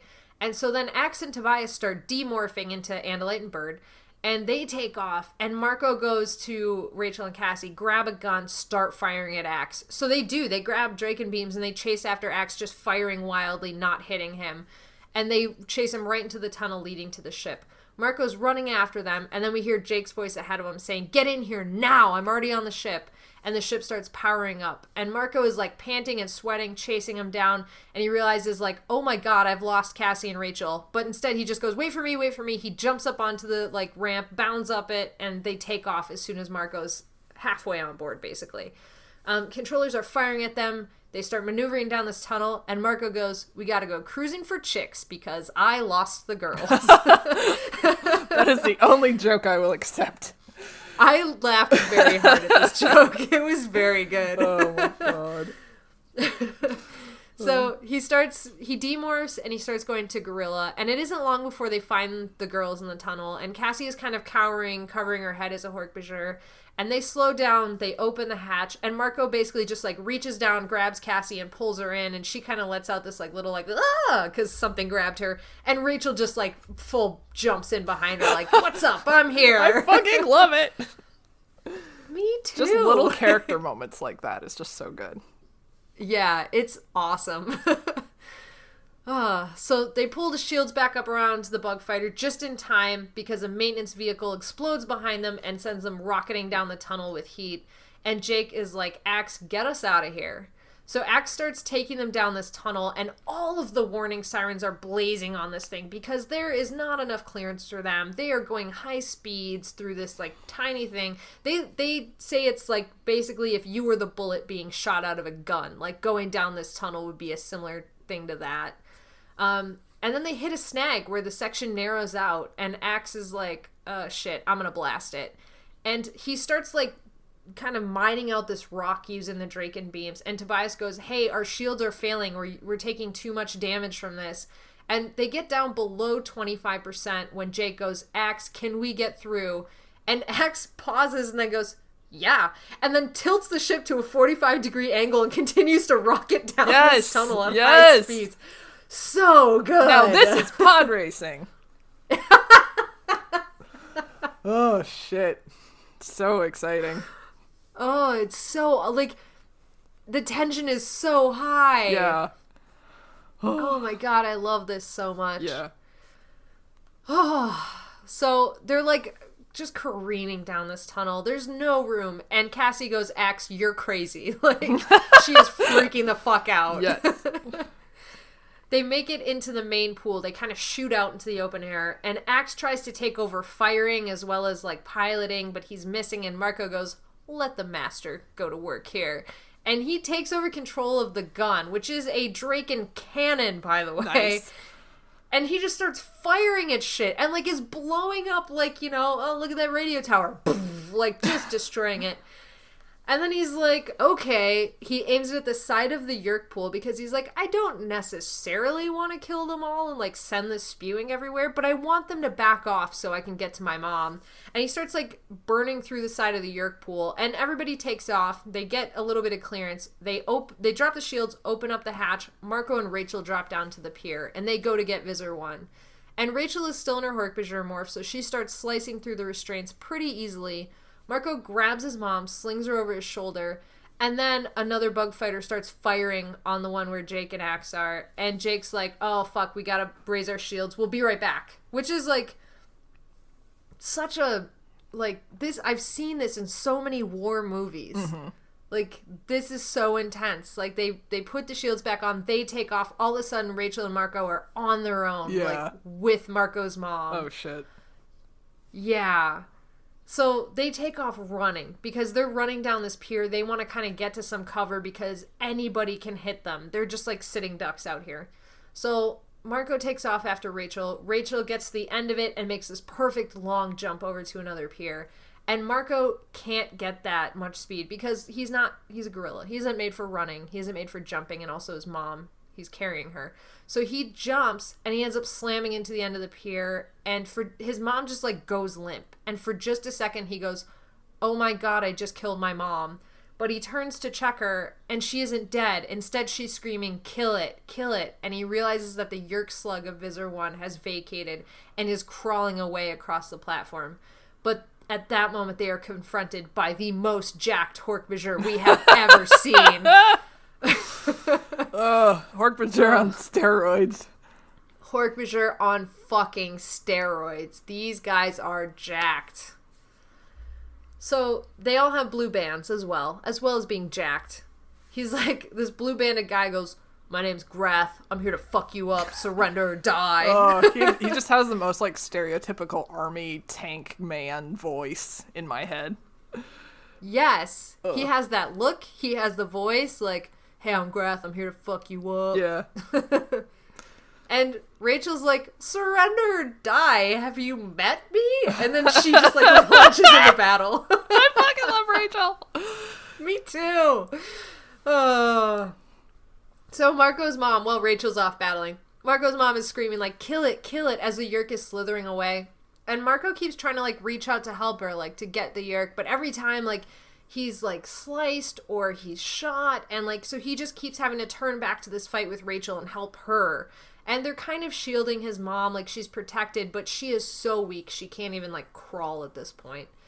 They're battling, their shit's going down, and then above them, a bug fighter gets shot and just bursts into 1,000 pieces. And Marco's like, "No!" Because that was Jake, Axe, Tobias, and Cassie, and now they're all gone. And now Rachel and he are stranded here. And Rachel's taking so many hits. Her arm is dangling by a piece of loose skin, and she's bleeding out as a hork-bajir now. And Marco's fighting, but he's taking hits and he's weak. And his mom is not really safe, and she's also can't even get up on her own. And then a booming laughter echoes around the whole Yerk pool. And everybody freezes and turns towards this voice. And Rachel just very weakly goes, "We have to get out of here," as this giant winged bat skin creature appears and like kind of gives one giant flap and like lifts into the air. And Visser 3 goes, "How do you like my bivalerd?" is I think how it's pronounced. Bievilerd. Yeah, once again he fucking brags about some exotic morph that he got from some planet, you know, standard piece of shit. And normally I'm like, I fucking hate these beasts, but like this is like the Balrog unfurling its wings in Lord of the Rings. Yeah. This is fucking epic. Yeah, and it's like shit's already so bad and then this happens. Ugh. Yeah. It's like, oh, you went from like a normal like kind of battle that like is already gone to shit and then added the fantasy Balrog to this nonsense. Yeah. Oh, God. Yeah. But here's what happens. So he flaps up and he announces to them that I have acquired this bivalerd and I'm going to shred you because it's teeth or whatever, blah, blah. And Marco makes this Herculean effort to try and lift up Rachel and lift up his mom and run with them because he has to get them to cover and they are both too weak to move at this point. But when he does that, they're like screaming in pain and everything as well. And he realizes like he is also too weak to do this. So right as he's like, this is it, I'm too weak, this is the end, he hears a Draken beam fire. And the bivalerd is hit right in the stomach. And a bug fighter kind of swings out into view. And Marco goes, "You were hit." And Jake goes, "Where's your faith in Axeman?" Oh, it's great. So they fire again. And the bivalerd and Visser 3, whatever it is, crash to the ground. The bug fighter lowers down to get them and opens the hatch, and Marco drags his mom in, but she starts resisting very feebly, and he kind of goes like, what the fuck is she doing? And she like kind of, he lets her go, and she crawls away towards the edge of the pool, and she starts saying, "Die," and she's trying to reach and squish the Yerk that is crawling towards the pool, but she couldn't get it, and it's like a foot away. And she grabs it and can't crush it. And so Marco comes over and just splats the Yerk. And Marco's mom turns to face him, and her face is just this twisted satisfaction that Marco finds so disturbing on her face. And then he grabs her and drags her into the ship. Oh my god. Jake, oh, so intense. She's like, okay, now we can go. Yeah. Fuck. And then Marco's focused on that and dragging his mom into the ship. Jake and Cassie actually have to drop down and get Rachel because she's too weak to get into the ship. Oh, no. So they grab her and kind of drag her on board. And they're all loaded into the ship. And then we have these two kind of warring plot lines where the bug fighter then gets hit. And Cassie's the one that says, oh God, we were hit. And they drop down into the Yerk pool. And they're sinking. And every time Axe tries to power up whatever engine power they have left, they sink faster. And so Visor 3 is screaming, you're mine, I'm going to get you. And then you have Rachel, who Jake is trying to like talk her through demorphing, and Cassie's trying to talk her through it. And Marco is just holding on to his mom. Like he finally has his mom back. And Ava goes, overload the Draken beams. And Axe goes, she's trying to kill us. And Marco goes, no, she's free, do it. And so she goes, when it gets to 150% overpowered, shunt it off to the engines. And so Axe sets it up, overpowers this Draken beam, and they go rocketing out of there. But it's left enough time for a force to amass around where they are, and they can't outrun them. So Marco is just holding his mom as tight as he can, while everybody else is like going through this chaotic, like, what do we do? Rachel's finally coming out of morph, and Jake just goes, we gotta ditch this ship. So they steer off towards the national forest, close to where this adventure began. They crash the ship there, they bail, and seconds after they get out, the whole ship gets incinerated by the bug fighters. But Marco has come back with a prize this time. Also, they boiled a bunch of Yerks when they were overcharging the Draken beams. Yeah, shunting off that Draken beam power did boil a lot of Yerks alive. Yeah. So this was pretty big losses here. So, Marco is standing with his mom overlooking the hork-bajir Valley. She's looking almost like herself because the Chi had spent a long time healing her up and knitting bones back together and helping her as best they could. But Marco feels wrong. And his mom starts going, Visor 3 has no idea this is here, but it's not going to matter, like, once open warfare is happening.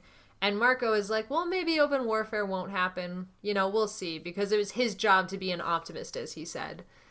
So they spot his dad below him in the valley, and like a movie cliche, Marco's mom takes off running, and she runs down, they like jump into each other's arms, and they just hold each other for a really, really long time. Yeah. That night, there's a feast, and Marco still feels like he's done something wrong. He still feels guilty. And the hork-bajir have brought over this bark, and Marco's like, we can't eat it, but I assure you it's the thought that counts. And he unloads cans of supermarket foods. And Marco's dad, at the end of this night, pulls him aside, and he says, like, is there any chance we can save Nora? And Marco doesn't say yes or no. And he's like, what if she had been a controller all along that was just put in your path, you know? She could have been a controller the whole time. And his dad's, like, face falls. He gets really upset, and Marco realizes then that, like, his whole family is broken, and he fucked up. Oh. Like, I think he knew he fucked up, but he really realizes he fucked up in this moment. Oh, God. And he doesn't want to admit that him abandoning Nora was a bad move. Yeah. Then we cut to the final chapter of this book. The kids are all standing on a beach with the communication box that Axe had made, and they're looking out. Tobias reports that there's somebody down the beach, but they're pretty busy with each other. Doesn't think they'll be bugging him, and they're 3 miles away. Ew. I know. Starts out gross. Marco gives us a little recap of, like, he was spending his time with the Chi and, like, the rest of his time in the hork-bajir Valley, and he's been keeping a low profile. And at this moment, he and Jake share this look where it's like just this acknowledgement. And Marco doesn't even really know what it is. He just knows it's like an acknowledgement of their friendship under fire. Yeah. And then Cassie starts worrying, like, hey, using this box, like, is the message encrypted enough? And blah, blah, blah. And Axe starts explaining how it is. But, like, even this encryption was rudimentary to the Yerks. And hopefully they think it's coming from one of their ships. And they're like, we just got to make this call. Like, this is our chance. We have to take it even if it backfires. And so they boot it up, and after a moment, the light on the side of the box glows this regal blue. They connect, and they can hear an Andalite voice on the other end going, "Who is this? Who called this channel? Who's trying to communicate with us?" And Jake looks at Axe to answer, and Axe just shakes his head and says, "No, I believe this is your moment." And Jake looks at all of them and says, "This is Earth." Oh, fuck. Yeah. Ugh. Fuck. Shit. God, Balls. this is so good. Yeah. Yep. God. Yep. My God. Yeah. Good job, Ellen.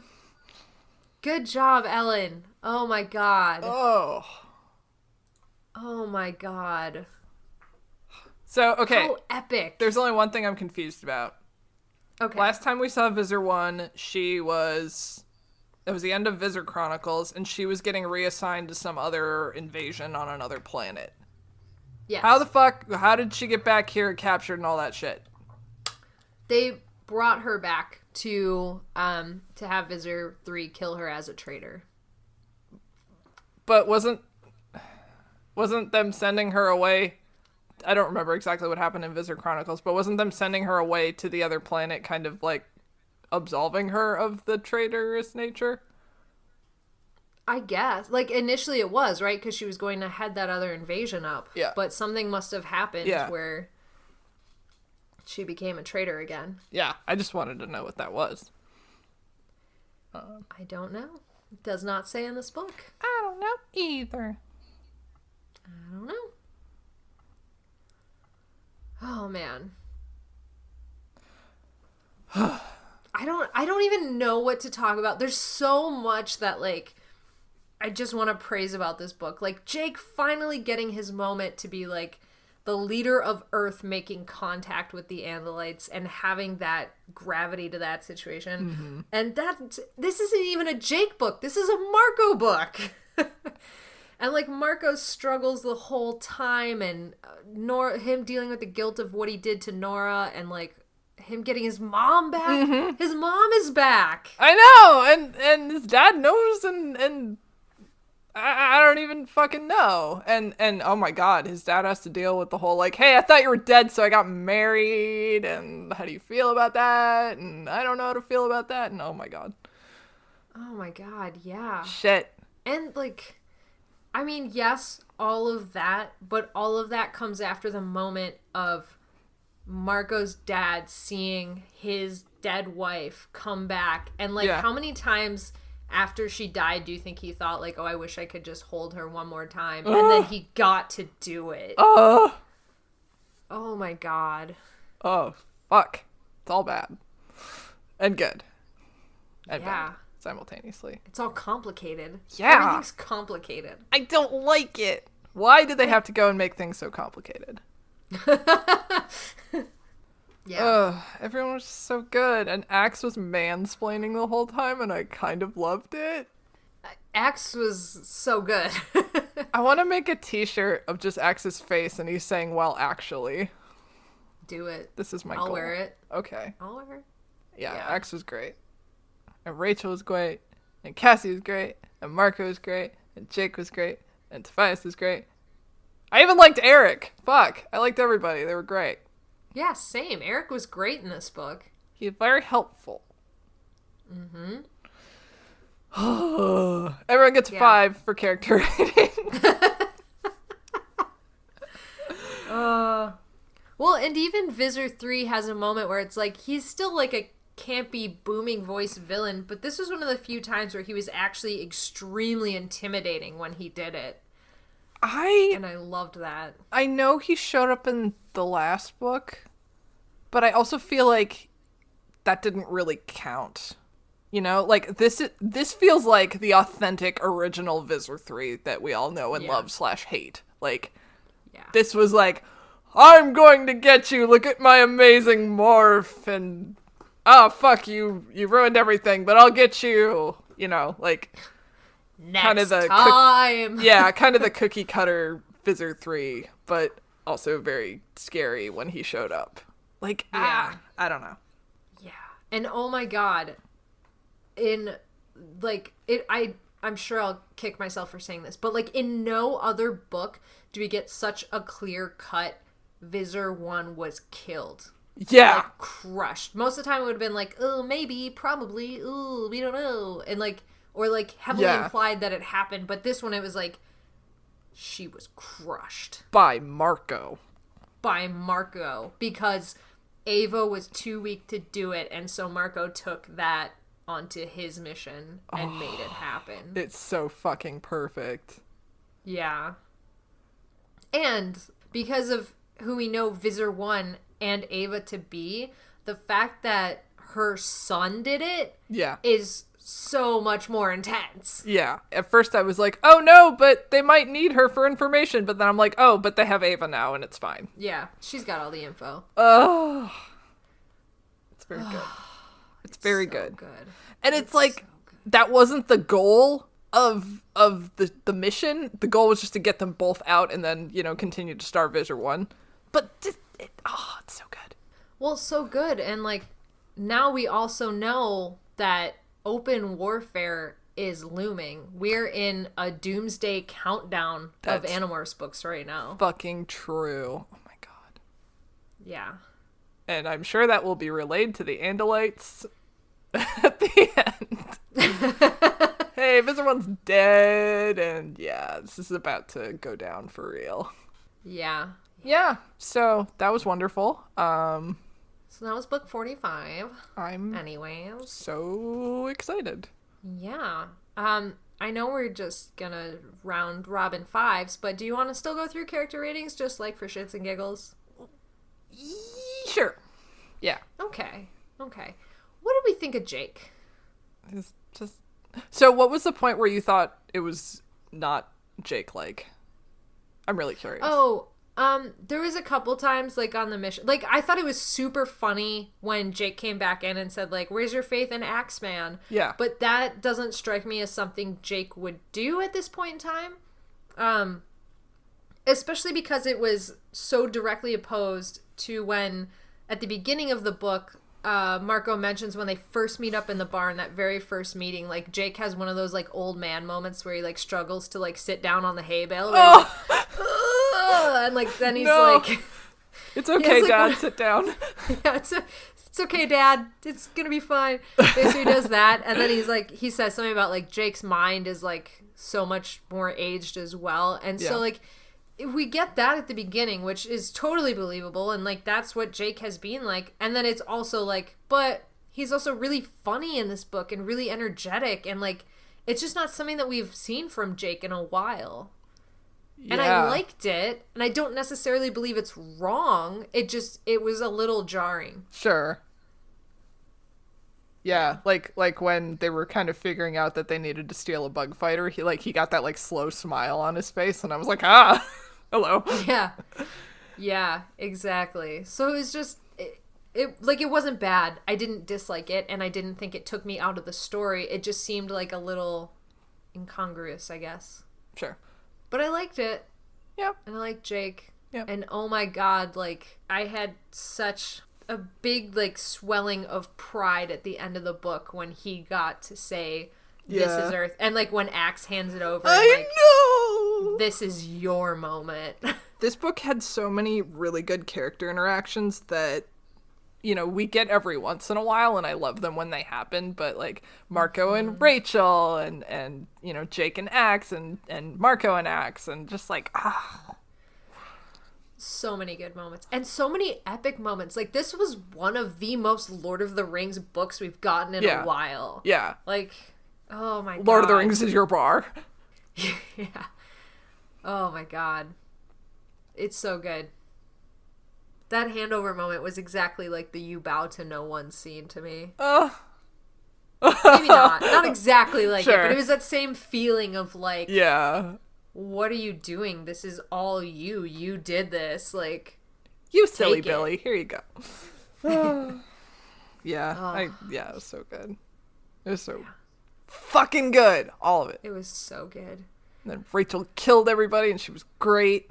Oh my god, Rachel in this book. Oh my god. And like what I would have given to be... You know what? No, it was perfect the way it was.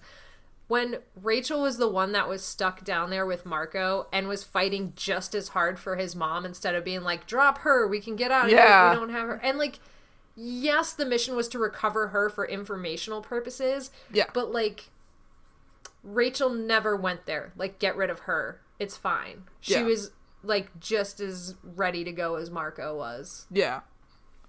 I love that. And for his dad, too, earlier in the book. Yeah. Oh, God. She's such a good comrade. She is. She certainly is. And holding Tobias like a little baby bird. I love it. Because she knows. Like, I must protect him, but also gently because he is a delicate baby. Yes. Exactly. Like, physically, not emotionally. Like, he's very strong and amazing. Yes. But he also has bird bones. And being tumbled... like in a washing machine around a ship doesn't always work well with birds. Yes. They don't like it. They don't He was just love like squawking indignantly. Yeah. Mad Tobias is so fucking cute to me. I don't even know why. Because he's like, he's so intense and he's got the intense stare and everything, but sometimes when he's just like pouty mad, it's just cute. I know, like when Cassie put him in the cage when he got sick and he got mad and she yelled at him and he was just like, ugh, so cute. Yeah. Ugh. God. Yeah. Yeah. And Tobias was probably in this book the least. I'm just transitioning right into Tobias now. Yeah, it's beautiful.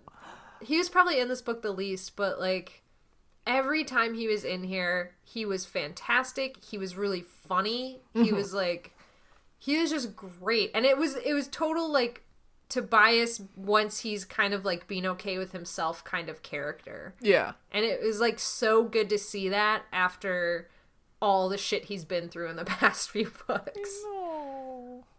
Oh, God, I love him so much. He's so great. He's so good. And then Cassie. No, Axe. Sorry, I almost skipped your boy and did him at the end. But let's do Axe next. Let's talk about Axe. He's fantastic. I love how mad he got. Like, he was very much like, I'm an Andalite and I can't believe humans, blah, blah, blah. He was just, like, perfect. All my favorite parts of Axe came through in this book. Yeah. And I loved also the tone of, like, we've heard it before about how humans have such a short time between the discovery of flight all the way up to space flight, and like how like fast and how humans kind of leap through technology super quickly. And so like for Axe to be there at like kind of the incubation of this and to still be like, no, like it took us like hundreds of years. Like how it was just so cool to like, there's that whole perspective playing on in the background of this whole other story. And it was awesome to see Axe reacting to that and like going through that. Well, and he's praised humans before for how advanced they've gotten. And he said before, like, oh, I wouldn't be surprised if you guys did this thing in like a very short amount of time. But yeah, the fact that he, you know, saw that and he was like, what? This is what? Crazy. Like, yeah. He could have been like, oh yeah, I knew it all along. Like, humans are amazing. But that would have been like disingenuous. The fact that he was still just like mad about it was so freaking perfect.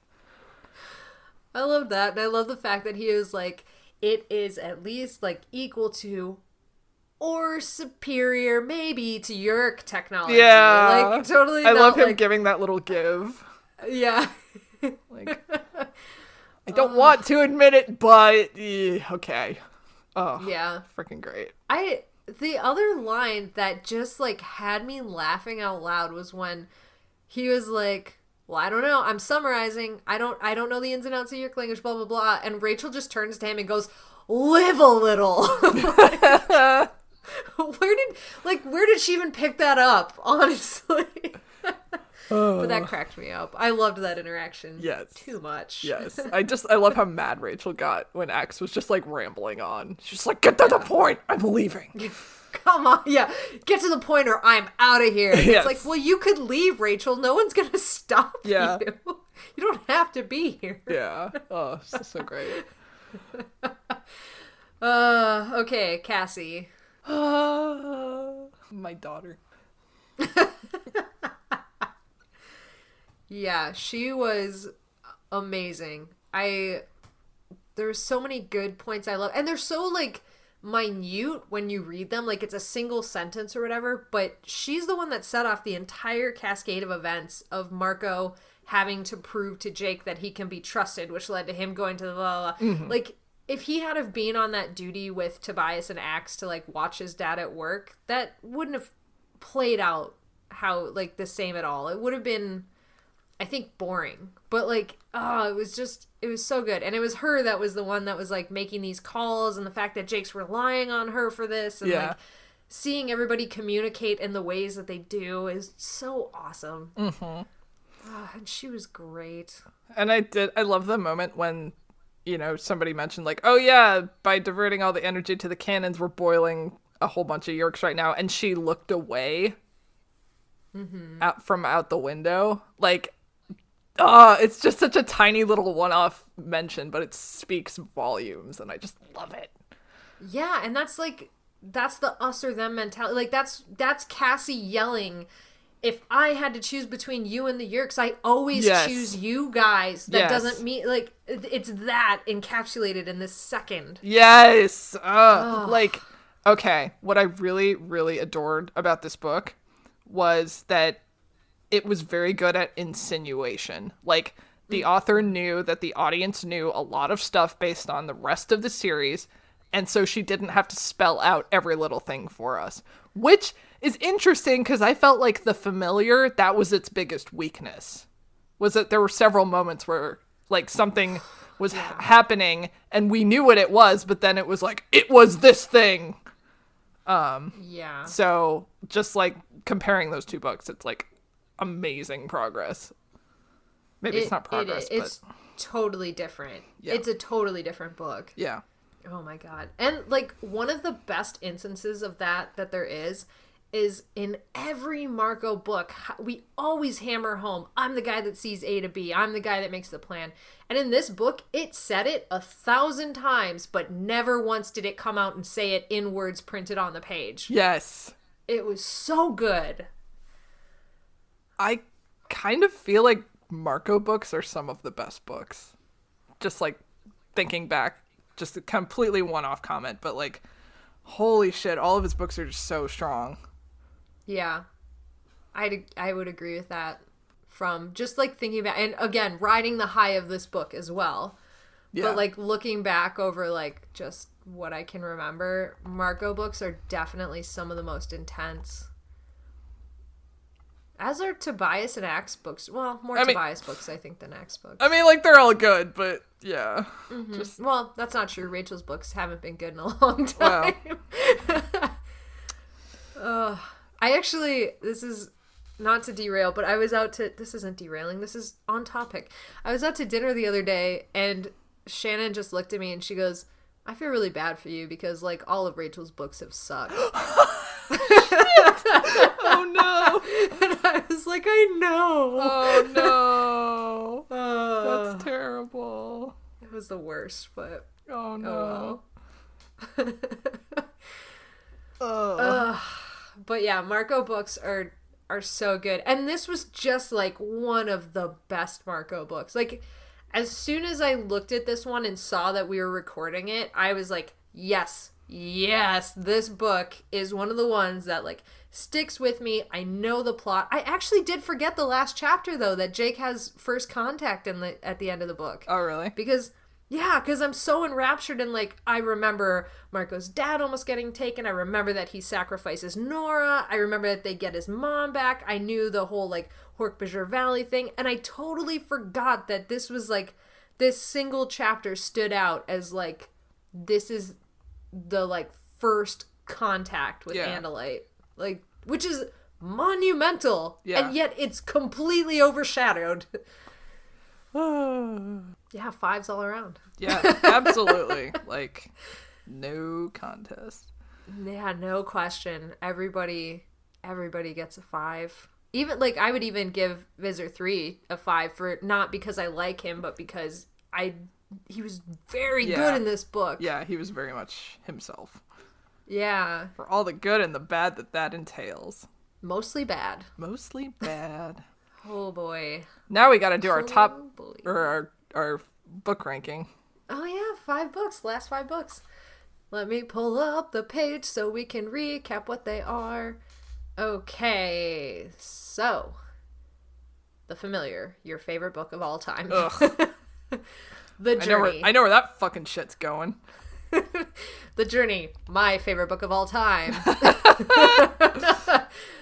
The Test, which was the Tobias book where they went... Okay, sorry, I should really recap. Okay, so The Familiar, which was the dream book by Jake, where he went and was a dude, like a grown dude, and a controller, all that shit. The Journey, which is the one by Rachel, where they face the Helmicrons, and some chapters by Marco, Rabies. The Test. Rabies, underlined. The Test, which was Tobias's book, where he went into the tunnel as Texan and shit went bad. The Unexpected, which was the Cassie book, where we went to Australia. G'day, mate. And it was a lot of fun. Learned about boomerangs. Good PBS documentary. And then The Revelation, this book. 3 of those are by Ellen Garreau, and they are all going to fall in different places. Right? Oh, shit. Okay, so I've got 3 places, and then I'm waffling about 2. Okay, tell me all. Obviously, Jake's book's in 5th place because fuck that book. Sure. That's gonna be my bottom Animorphs book for, I think, the whole series. Fair enough. Rachel is 4th. I'm waffling about 3rd and 2nd because, like, I think I enjoyed the Cassie book more, but the Tobias book was also, like, very intense, and I loved all of the taxonomy shit. And then obviously this book is first because it's fucking amazing. Yeah. I think I'm gonna put Cassie in 2nd place just because I loved it so much. It was such a fun book, even though it didn't really, like, add a lot of things in the grand scheme of the story. It was still a really... Doesn't matter. Yeah. It was fun. Yeah. Okay, that's my placement. And that's also the episode that we ended up casting Sue Sylvester for. That's that random controller. Yeah. Oh, perfect. Okay, here's my ranking. Okay. Emily Costello, send her right down to the fucking bottom of the ocean. Get the Journey out of here. Fuck the Helmicrons. Fuck that shit. Oh, am I not surprised? Because I hate that book so much. My least favorite book of all time, of the entire series. It is gone. Good. Blast it out of here. Wow. I wouldn't care. I'd be like, I'll take one Let's Rachel book if we didn't have to read that steaming pile of shit. Oh, wow. So, then it's The Familiar, because it wasn't good. But, hey. But then I did get to sing the It's a Departure many times. So, that's true. That made it better than The Journey. And many other things made it better. Then, this was very difficult for me as well, but I am going to put Cassie's book in 3rd place. Okay. I thoroughly enjoyed it. I thought it was a great book. I love the Australian adventure. It's another one that I can remember really well. But the Tobias book, The Test, I think has to go 2nd for me because both actual, like, legitimate reasons and also because it was one of the last Animorphs books I read. So it was like that joy of discovering it and being like, oh my god, look, here's another one. Like, I get another gift of having a book I hadn't read before of this. Aww.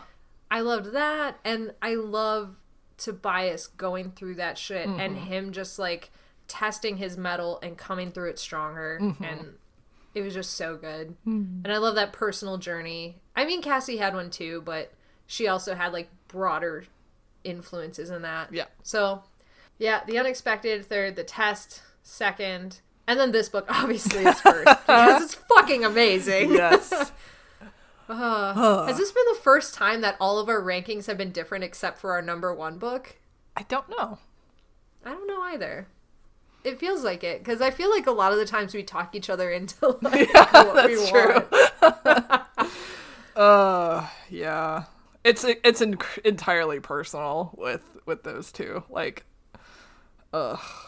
The Journey was the fucking worst. I just didn't get as, like, I was not impressed with it, but I didn't get as mad about it as I did with The Familiar, so.